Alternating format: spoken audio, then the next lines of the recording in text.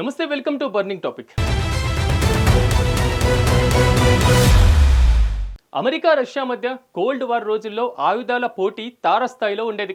అణుబాంబుల తయారీలో పోటాపోటీగా ముందుకెళ్లినటువంటి ఈ రెండు దేశాలు శాంతి చర్చల ఫలితంగా పలు ఒప్పందాలపైన సంతకాలు చేశాయి.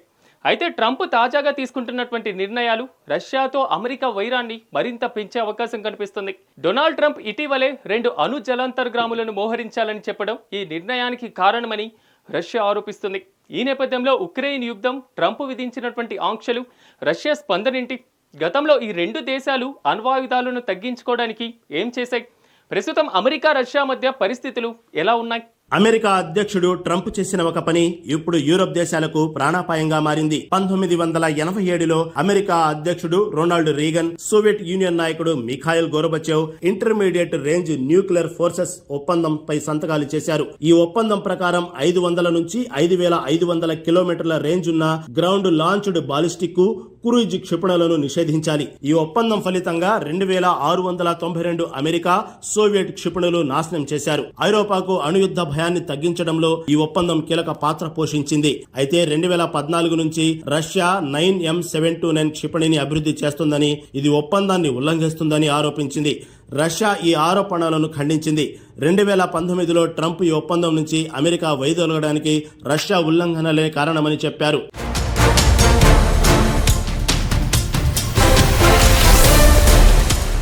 అమెరికా అధ్యక్షుడు డొనాల్డ్ ట్రంప్ 2 అణు జలాంతర్గాములను పలు ప్రాంతాల్లో మోహరించాలని ఆదేశించారు. రష్యా మాజీ అధ్యక్షుడు, ఇప్పుడు Russia security council deputy chairman Dmitry Medvedev చేసిన అణుయుద్ధ బెదిరింపు సోషల్ మీడియా పోస్టుకు స్పందనగా ట్రంప్ ఈ నిర్ణయం తీసుకున్నారు. ట్రంప్ ఉక్రెయిన్ యుద్ధంలో ఆంక్షలు విధిస్తామని బెదిరించడాన్ని రష్యాతో యుద్ధానికి దారితీసే చర్యగా మెద్వదేవ్ విమర్శించారు. ట్రంప్ ఈ చర్యను మాటలు ఊహించని పరిణామాలకు దారితీయొచ్చని, రష్యా బెదిరింపులకు తాము సిద్ధంగా ఉన్నామని సమాధానమిచ్చారు. ఈ జలాంతర్గాముల మోహరణ అమెరికా సైనిక వ్యూహంలో భాగమని, ఐరోపా, ఆసియాలో క్షిపణుల మోహరణలకు పెంచాలనే ఉద్దేశంతో ఉందని విశ్లేషకులు అంటున్నారు.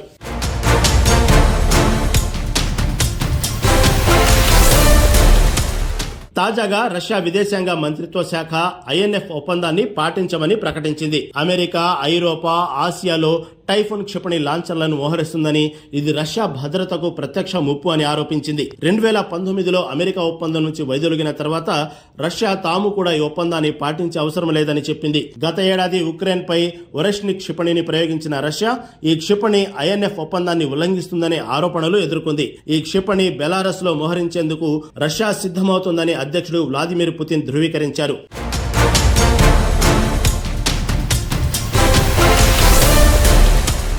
కోల్డ్ వార్ సమయంలో అమెరికా, సోవియట్ యూనియన్ మధ్య అణువాయుధాల పోటీ తీవ్రంగా ఉండేది.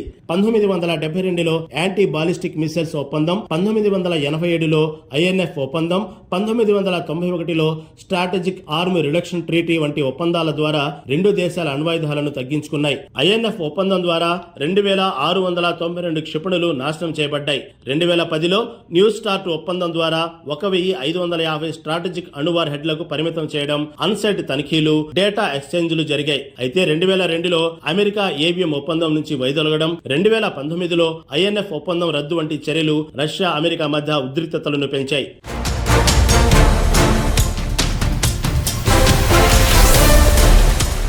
అమెరికా, రష్యా మధ్య ప్రత్యక్ష యుద్ధం లేకపోయినా ఉక్రెయిన్ యుద్ధం, ఆంక్షలు, సైబర్ దాడులు, రాజకీయ ఒత్తిడుల ద్వారా ఉద్రిక్తతలు కొనసాగుతున్నాయి. 2022లో రష్యా ఉక్రెయిన్పై దాడి చేసిన తర్వాత అమెరికా, నాటో దేశాలు రష్యాపై కఠిన ఆంక్షలు విధించాయి. ట్రంప్ 2025లో అధికారంలోకి వచ్చిన తర్వాత ఉక్రెయిన్ యుద్ధాన్ని ముగించాలని రష్యాకు గడువులు విధిస్తూ ఒత్తిడి పెంచారు. ఆగస్టు 9 నాటికి శాంతి చర్చలు జరపకపోతే రష్యా ఆయిల్ ఎగుమతులపై ఆంక్షలు, దానికి సహకరించే దేశాలపై ద్వితీయ ఆంక్షలు విధిస్తామని ట్రంప్ హెచ్చరించారు.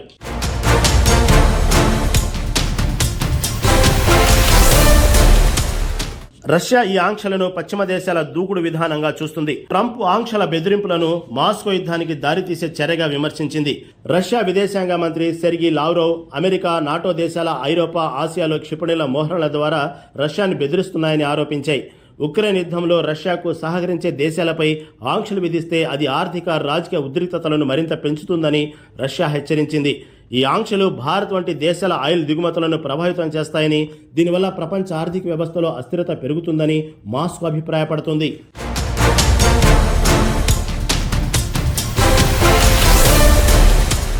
రష్యా అధ్యక్షుడు వ్లాదిమిర్ పుతిన్ ట్రంప్ ఆంక్షల బెదిరింపులకు స్పందిస్తూ ఉక్రెయిన్లో స్థిరమైన శాశ్వత శాంతి కోసం చర్చలు జరపాలని కోరుకుంటున్నట్లు చెప్పారు. అయితే ఈ శాంతి కేవలం రష్యా షరతుల మీదే సాధ్యమని స్పష్టం చేశారు.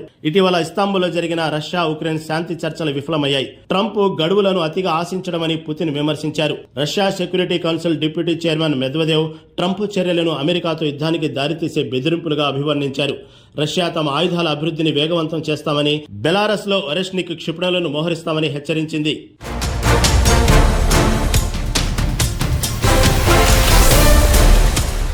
ఐఎన్ఎఫ్ ఒప్పందం రద్దు, అమెరికా జలంతర్గాముల మోహరణ, రష్యా క్షిపణి అభివృద్ధి చర్యలు ఐరోపా దేశాలను ఆందోళనకు గురిచేశాయి.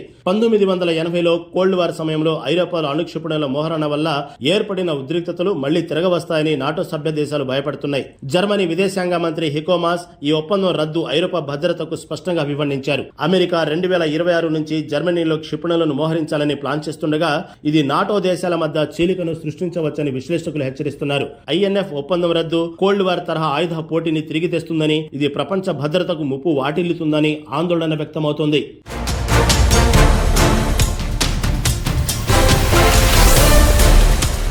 ఐఎన్ఎఫ్ ఒప్పందం రద్దు, అమెరికా రష్యా మధ్య పెరుగుతున్న ఉద్రిక్తతలు ప్రపంచ ఆర్థిక వ్యవస్థపై ప్రభావం చూపవచ్చు. ట్రంప్ ఆంక్షలు రష్యా ఆయిల్ ఎగుమతులను దెబ్బతీస్తే భారత్, చైనా వంటి దేశాల ఆయిల్ దిగుమతులు దెబ్బతిని ఇంధన ధరలు పెరగవచ్చు. రష్యా తమ క్షిపణి అభివృద్ధిని వేగవంతం చేస్తే అమెరికా కూడా కొత్త క్షిపణులను అభివృద్ధి చేయొచ్చు. ఇది ఆయుధ పోటీని మరింత తీవ్రతరం చేస్తుంది. న్యూ స్టార్ట్ ఒప్పందం 2026లో ముగిస్తే అణ్వాయుధాలపై ఎలాంటి చట్టబద్ధమైన పరిమితులు లేకుండా పోతాయి. ఇది 1972 తర్వాత మొదటిసారి జరగనుంది. ఈ పరిస్థితి అణుయుద్ధ భయాన్ని పెంచుతుందని నిపుణులు హెచ్చరిస్తున్నారు.